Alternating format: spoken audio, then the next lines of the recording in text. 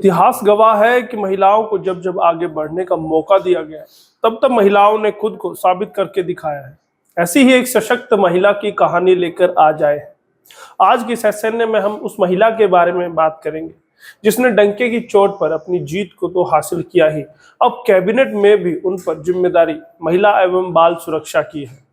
बात कर रहे हैं हरियाणा सरकार की इकलौती महिला कैबिनेट मंत्री कमलेश ढांढा की, जिन्होंने महिला एवं बाल सुरक्षा की जिम्मेदारी बाखूबी निभाई है और सरकार में अपने काम को भी बेहतरीन तरीके से करके खुद को साबित कर दिखाया है। नमस्कार, स्वागत है आपके इस चैनल में। भारत आज का वो शो जो खबरों का विश्लेषण करता है। और खबरें होती कौन सी है? खबरें वो होती है जिनके बारे आप जानना चाहते हैं, उन राजनेताओं के बारे में, कहां से राजनीति उन्होंने शुरू की और कहां पर वो पहुंचे हैं, क्या मुकाम उन्होंने हासिल किया, वो आप जानना चाहते हैं। इसीलिए स्पेशल न्यूज एनालाइज SNA हम लेकर आते हैं।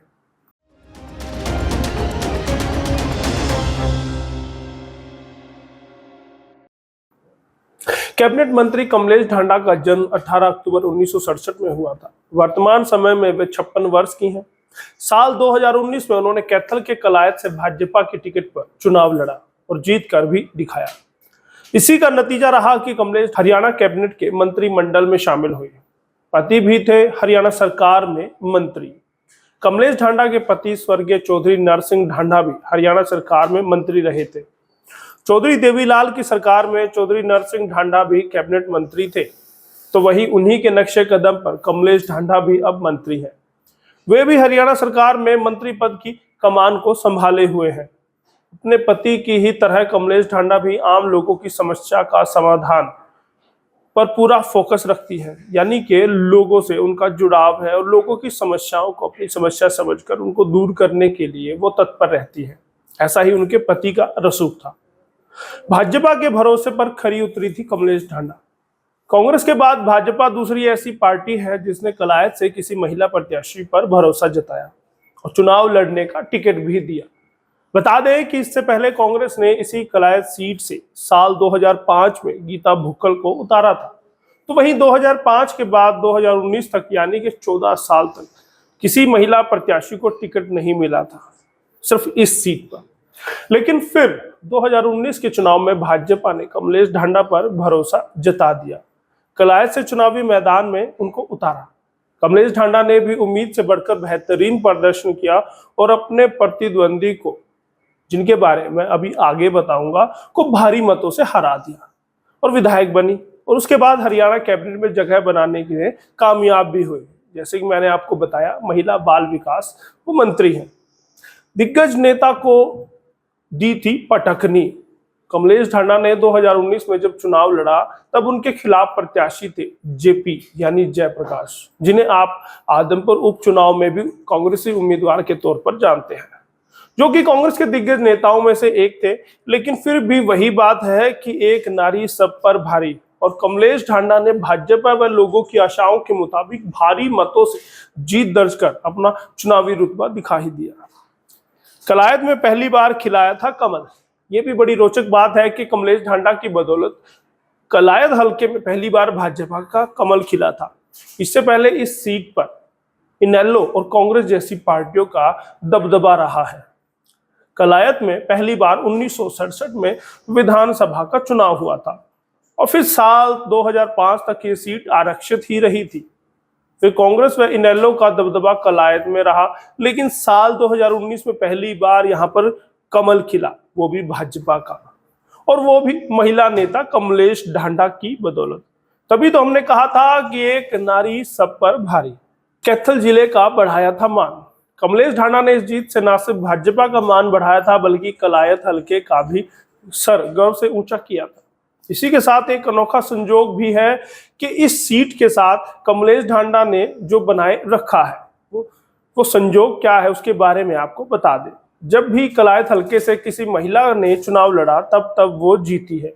फिर चाहे वो कांग्रेस की गीता भुक्कल ही क्यों ना रही हो, तो वही कमलेश ढांढा ने भी ऐसा ही कमाल कर इतिहास रचने का काम किया।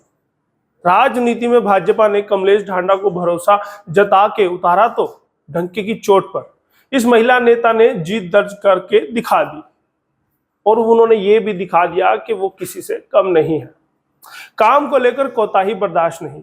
काम के मामले में मंत्री कमलेश ढांडा का रुतबा गृह मंत्री अनिल विज जैसा ही है। वो भी काम को लेकर कोताही बर्दाश्त नहीं करती, तभी तो वे खुद भी कई मौकों पर लापरवाह प्रशासन पर सख्त होती देखी जाती रही हैं। आमजन की समस्याओं को सुनने के लिए वो लोगों के बीच में जाती हैं, खुला दरबार भी लगाती हैं, लोगों से मिलती हैं और मौके पर ही समस्याओं का निपटाने का भरसक प्रयास भी करती हैं। यानी कि वे वादे की बजाय दावे के साथ काम करने में यकीन रखती हैं और उनकी इसी खूबी के लोग कायल भी हैं। जब बहन जी कहने पर अफसर को लगा दी थी फटकार। कमलेश ढांडा ने अपने काम व मंत्रालय को लेकर किस कदर वो गंभीरता दिखाती हैं, इसके बारे में भी आपको बता दें। बात बीते साल 2022 के दिसंबर महीने की है, जब उन्होंने बहन जी कहे जाने पर अफसर की जमकर फटकार यानी कि जमकर क्लास लगा दी थी। दरअसल मंत्री का पद एक आदरणीय पद होता है और एक अफसर ने इस मर्यादा को भंग करने की कोशिश की थी, जिस पर कमलेश ढांडा ने ये कहते हुए सबक सिखाया कि बहन जी क्या होता है, मैडम बोलो। भाई के घर जन्मी बेटियां तो कमलेश ढांडा ने बजाई थी बुआ बनकर थाली। मंत्री ढांडा नेता के तौर पर जितनी सशक्त हैं, उतनी ही वे सामाजिक तौर पर मजबूत भी हैं। बता दें कि समाज के लोगों में बेटियों के जन्म पर जहां मायूसी छा जाती है, तो वही कमलेश ढांडा ने अपने भाई के घर जन्मी तीसरी बेटी के जन्म पर थाली बजाई थी। अमूमन ये रस्म बेटों के जन्म पर ही की जाती है, लेकिन कमलेश ढांडा ने बेटी के जन्म लेने पर भी बुआ होने की इस रस्म को यानी कि बुआ होने के नाते इस रस्म को निभाया था। वे हमेशा ये कहती हैं कि बेटियां कभी किसी पर बोझ नहीं होती और जब उन्हें मौका दिया जाए तो फिर वे लड़कों से भी ज्यादा कामयाब होती हैं। वे ये भी कहती हैं कि बेटियां तो अपने माँ बाप की सेवा बेटों से भी ज्यादा करती हैं। कलायत की बेटियों को दी सौगात। महिला नेता होने के नाते कमलेश ढांडा ने कई बेहतरीन काम किए हैं, जैसे कि आंगनबाड़ी केंद्रों की दशा और दिशा को सुधारा।